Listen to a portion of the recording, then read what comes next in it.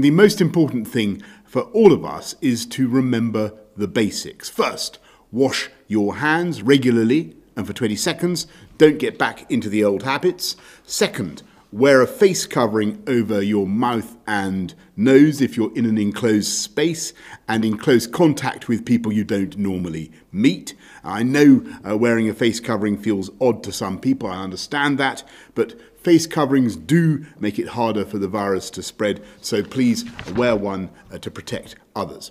Third, make space. Always stay 2 meters away from people you don't live with, or 1 meter with extra precautions like extra ventilation screens or face coverings. Fourthly, if you have COVID symptoms, get a test and self-isolate. In England, from Monday, we're introducing the rule of 6. You must not meet socially in groups of more than 6, and if you do, you will be breaking the law. This will apply in any setting, indoors or outdoors, at home or in the pub. The ban will set out in law and it will be enforced by the police. And anyone breaking the rules risks being dispersed, fined and possibly arrested. This single measure replaces both the existing ban on gatherings of more than 30 and the current guidance on allowing 2 households to meet indoors. Now you only need to remember the rule of 6. There will be some limited exemptions. For example, if a single household or support bubble is larger than 6, then obviously they can still gather. COVID-secure venues like places of worship, gyms, restaurants, hospitality venues can still hold more than 6 in total. Within those venues, however, there must not be individual groups larger than 6, and groups must not mix socially or form larger groups. Education and work settings are unaffected.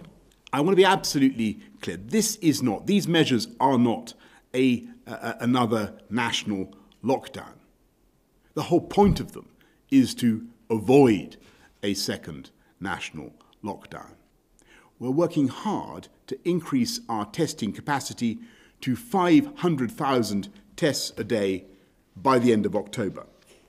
But in the near future, we want to start using testing to identify people who are negative, who don't have coronavirus, who are not infectious, so we can allow them to behave in a more normal way in the knowledge that they can't infect anyone else with the virus. And we think, we hope, we believe that new types of tests, which are simple, quick and scalable, will become available. And they use swabs or saliva and can turn around results in 90 or even 20 minutes. Crucially, it should be possible to deploy these tests on a far bigger scale than any country has yet achieved. Literally millions of tests being processed every single day. And that level of tests would allow people to lead more normal lives without the need for social distancing. Theatres and sports venues could test an audience, all audience members one day and let in all those with a negative result, all those who are not infectious.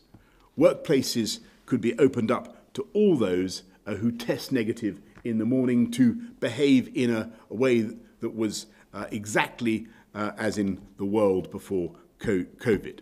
And those isolating because they are a contact or quarantining after travelling abroad could, after a period, be tested and released.